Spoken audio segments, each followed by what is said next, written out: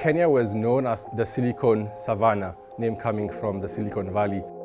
A lot of early adapters in the tech space started creating a community and building products that has now led to the creation of the African tech space. After over a decade of development, Africa's startup scene is booming. Last year, the tech sector attracted a record $5 billion, more than the total amount raised in the previous 3 years combined. It's actually kind of mind-blowing in many ways. The pace of growth in the last couple of years is incredible in terms of the amount of funding coming into the continent. And that is particularly because there was a lot of interest and excitement from US investors. We saw some really scaling up their investments. The continent also saw the creation of a record number of 5 unicorns, private companies valued over $1 billion. And this year looks even more promising. This creation of unicorns that has more or less proved to investors that you can make African tech companies into multi-billion-dollar companies that are profitable on the continent. It's a vibrant place to be. We've got great innovators, and we're beginning to see that evolve quickly. But Africa's startup scene is still much smaller compared to the rest of the world. With regulation differences and income disparities across the continent, can African startups keep growing?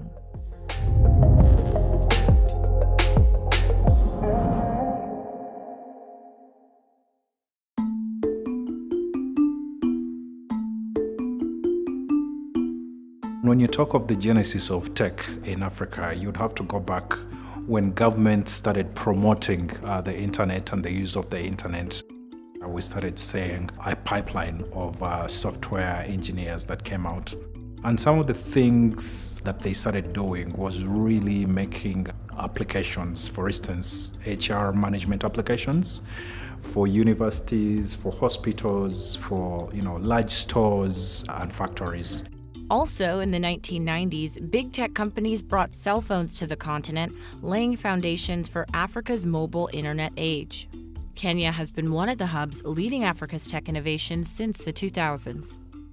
Yeah, you can argue that Nairobi is where Africa's tech started. So in the late 2000s, with the advent of the sea cables coming onto the coast of Kenya and with the availability of well-educated young people, a community was created in Nairobi, and iHub was one of the first community spaces on the continent that brought innovation groups together.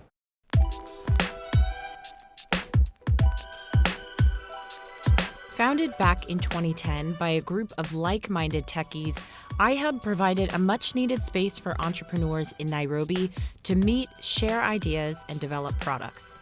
The first 3 years of iHub was amazing. There was this energy that was on another level of people to actually chat with each other, people to build prototypes, people having hackathons, like hackathon after week, just to kind of like see who could develop the best app, trainings happening, people giving their time to actually like train the young developers. So it was really intense of how amazing the community was from all levels, academia, from corporate, from government, to tech community itself.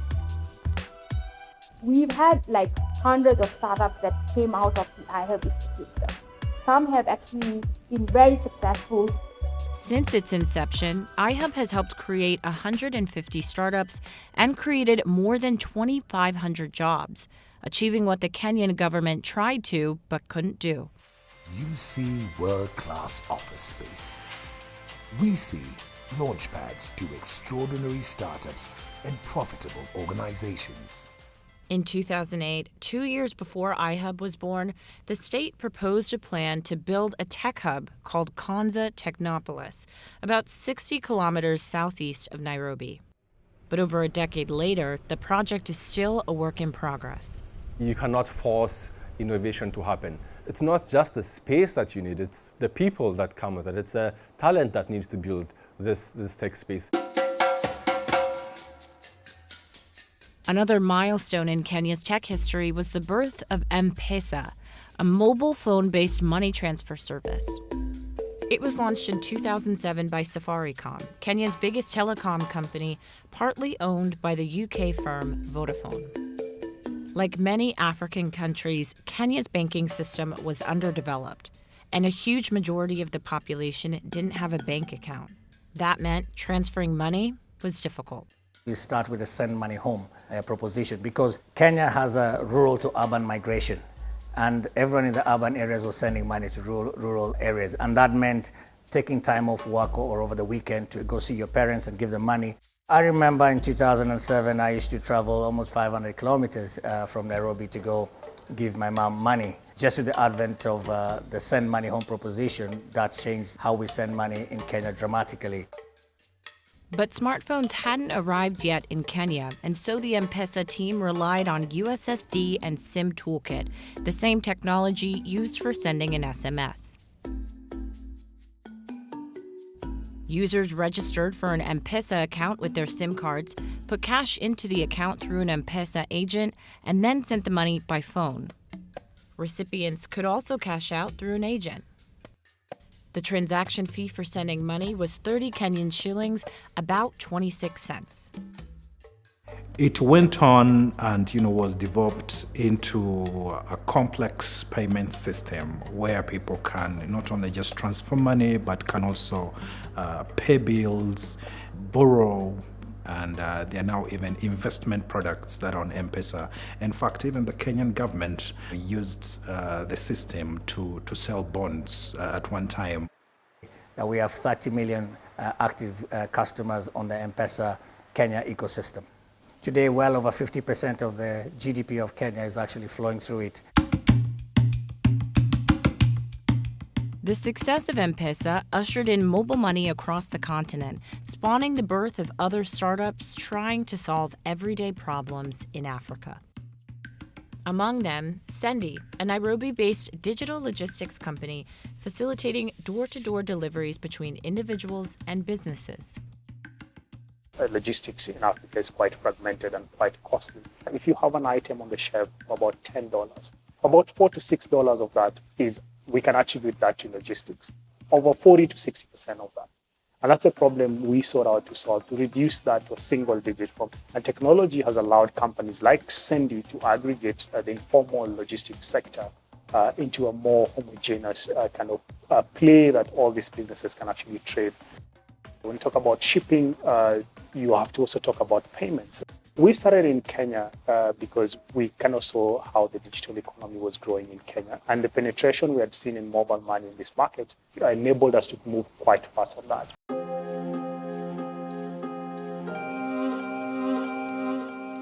"2021 was a breakout year for startups like Sendi. With the COVID-19 pandemic, many consumers turned to online services for grocery deliveries, tutoring, and healthcare. African startups raised a record $5 billion last year, and nearly two-thirds of the top 20 largest disclosed deals involved investors from the US. In 2016, Mark Zuckerberg visited Kenya and he interacted with the tech space. In 2019, Jack Dorsey was also toured 3-4 countries on the continent, was also planning on actually living in Africa for 6 months. The interest has been there. What changed was that companies proved that, one, that investors can exit and make money for their investment, but secondly, that you're able to scale on the continent. The money pouring into Africa's tech sector minted 5 unicorns last year, a huge number for the ecosystem, given the continent only has 6 unicorns so far, and 4 of those are Nigeria-based. As far as monetization of tech and startups is concerned, Nigeria came in a little bit later, but has had the hugest success in terms of monetization. The African unicorns that we have now are mainly in Nigeria because there's money and economy to be mobilized there. One of those unicorns is Flutterwave, a fintech startup facilitating cross-border payments. Africa specifically was a very complicated market from a digital payments perspective. It was a very fragmented market in the sense that we had over 50 countries. We have to date, about 40 currencies in circulation and over 300 types of digital payments. And so what Flutterwave does is pool all of those different payment types across the countries, across currencies, onto one platform, so that as an individual or as a business, it becomes much more easier for you to reach your customers or for you to send peer-to-peer transfers to family members, friends in other geographies. Flutterwave caused a lot of excitement in 2021. It did not just become a unicorn, but it became a unicorn in 5 years, which was quite a short period of time. And its founder, Agbola, really became, a go-to person on how to do it, in Africa. We are focused on building new products that will make a very positive impact on the lives of everyone that comes across those products. In fact, that's what fintech means to us. Today, over 900,000 businesses use Flutterwave, and over 200 million individual transactions have been processed on the platform. Nigeria is the company's biggest market, but it has ambitions to expand in Africa and even go global. We're starting with Egypt and Morocco. And beyond that, we're also looking to build a base outside of Africa. We're looking at Europe, we're looking at the US. Eventually, we'll have our eyes on Canada as well. So it's really exciting times for us.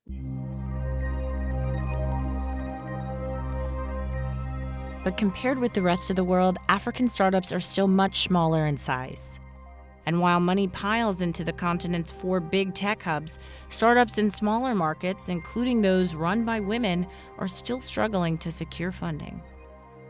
Even with a lot of capital coming in, again, it's chasing very specific industries, certain markets. So if you're kind of not in those industries, markets, or necessarily have the networks, which is one of the challenges a lot of women have, there's significant difference between how much money is going to all male founders versus teams that have women founders or all women.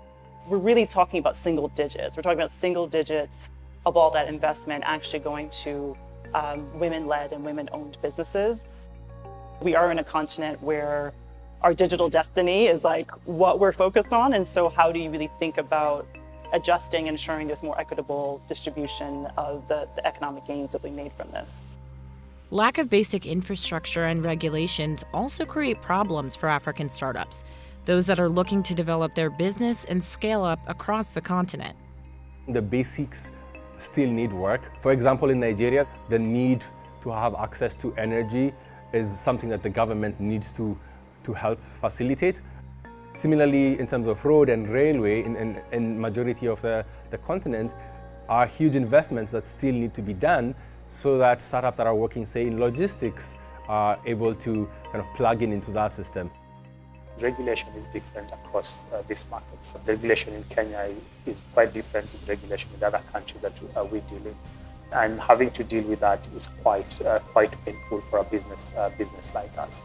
Some of the fintechs innovate and then go to the regulator, or innovate and are not aware of the laws. You're seeing some of the countries rolling out tax laws that are targeting such an emerging industry, whether it's e-commerce and so on. In the nascent stages of growth, when you're taxed, that could limit the potential of it. While the continent is large and we have a lot of people on mobile, you have more people using the internet, the reality is that it can be hard to get a good grasp of the size of the consumer base that you can really monetize.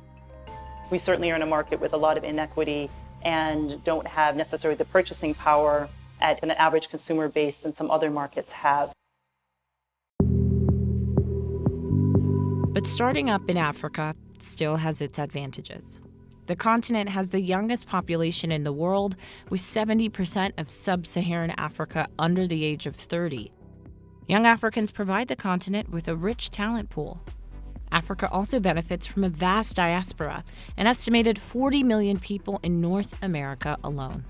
As someone who was educated in the US, and the first wave, I would say, when I came back and many a diaspora before me, was coming back to the continent and physically being here, starting companies or working at places like Google, where I worked, the tech companies that were setting up on the continent.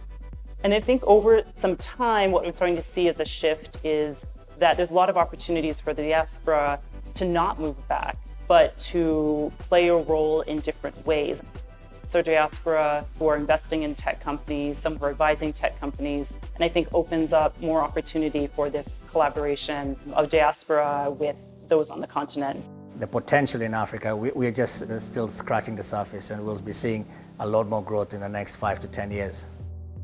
We're going to have more companies that are valued at 2 billion, 4 billion, 5 billion, 10 billion, and even more.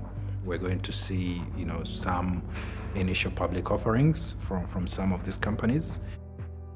Tech startups are already playing a big role on the continent. They're creating employment, they're creating solutions to problems that are faced by the regular citizenry.